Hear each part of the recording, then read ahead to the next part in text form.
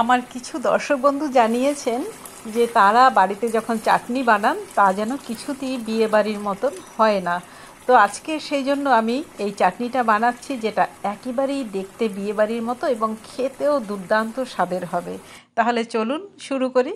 আজকের এই চাটনি বানাতে একটা থালাতে আমি কেটে নিয়েছি 4টে টমেটো, নিয়েছি খেজুর বীজ ছাড়িয়ে, এবং এখানে আমার ঘরে বানানো আম সত্ত্ব, একেবারে নিজেদের গাছের আমের।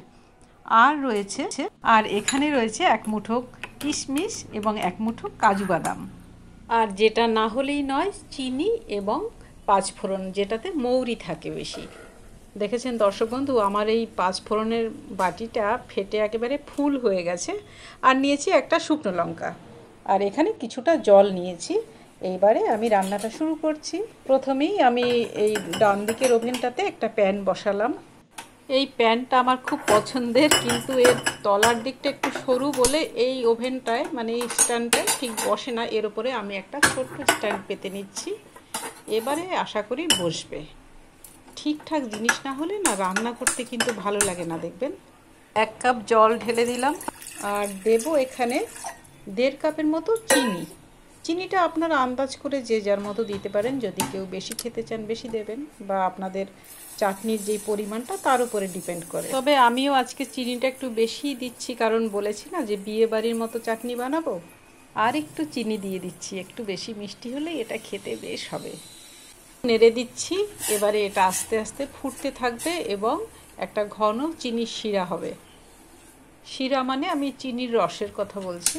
আর বাদিকের ওভেনটাতে আমি বাকি কাজগুলো করে নিচ্ছি। একসাথে দুটো ওভেনে সুবিধে হয় কি, কাজটা তাড়াতাড়ি হয়ে যাবে। একটা প্রেসার কুকার বসিয়ে দিলাম।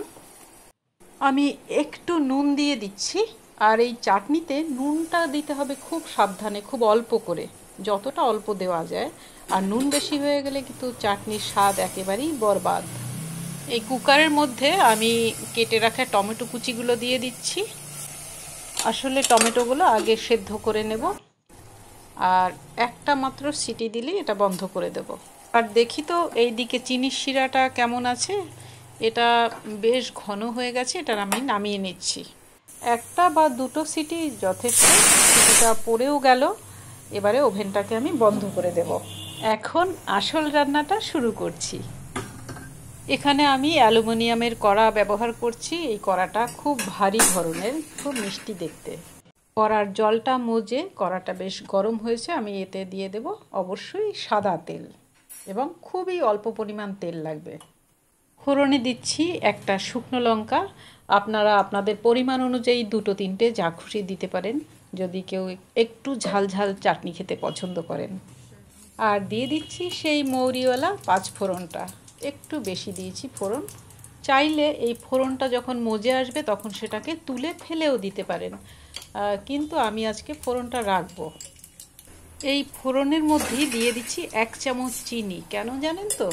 অনেকে হয়তো জানেন, রঙটা ভালো করার জন্য। এতে চাটনির রঙটা একেবারে টকটকে লাল হবে, আর দেখতে খুব শাইনিং হবে।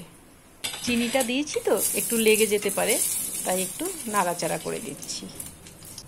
এখন এতে অ্যাড করছি কাজু বাদাম। সবার প্রথমে খুব হালকা করে এটা একটু ভেজে নেব। খেয়াল রাখতে হবে, অনবরত নাড়তে হবে যাতে পুড়ে না যায়। দিয়ে দিলাম কিশমিশগুলো।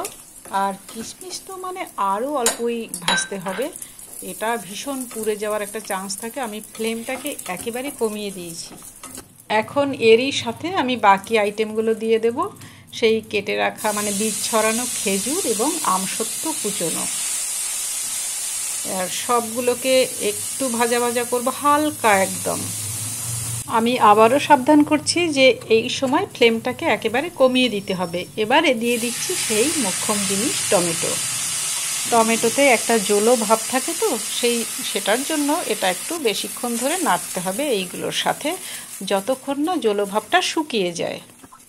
এই তো বলতে বলতে শুকিয়ে এসেছে। এবারে আমি দিয়ে দেব সেই করে রাখা শিরাগুলো, মানে চিনির রসটা আস্তে আস্তে করে ঢেলে দিলাম। কোনো খাবারে মিষ্টি ব্যবহার করার পরে সেটা কিন্তু আর বেশি ফুটতে চায় না, মানে সেদ্ধ হতে চায় না। তাই সেদ্ধ করার ব্যাপারগুলো যে কোনো রান্নায় আগেই করে নিতে হয়, এবং চিনিটা পরে দিলেই ভালো। চাটনি প্রায় হয়ে এসেছে। আমি একটা ছোট্ট টিপ বলছি, যদি চাটনিটা দেখতে আরও ভালো করতে চান তাহলে নামানোর আগে 1 চামচ লেবুর রস দিয়ে দেবেন, তাতে খেতেও কিন্তু ভালো হয়। আমার কাছে এই মুহূর্তে লেবু নেই, তাই আমি দিতে পারলাম না আজকে। রান্না হয়ে গেছে, এবারে আমি একটা পাত্রে ঢেলে নেব। আর চাটনির ক্ষেত্রে কিন্তু পাত্র নির্বাচন করা খুবই জরুরি। আমি সিরামিকের পাত্রে ঢালছি। চাটনি কোনো ধাতুর পাত্রে না রেখে সিরামিক, কাঁচ, কাঠ বা পাথরে রাখা ভালো। ধাতব জিনিসে এই চাটনি বা টক রাখলে একটা বিক্রিয়া হয়। আমার ঠাকুমা বলতেন যে কল ওঠে, মানে যেই মেটালে রাখা হয় সেই মেটালের স্বাদটা চলে আসে। আজকে আমার এই রান্নাটা যদি আপনাদের মনোগ্রাহী হয় তাহলে একটু কমেন্ট করে জানাবেন, লাইক করবেন, আমার ভালো লাগবে। আপনারা সবাই খুব ভালো থাকুন। আপনাদের জন্য আমার অনেক অনেক ভালোবাসা আর শুভেচ্ছা।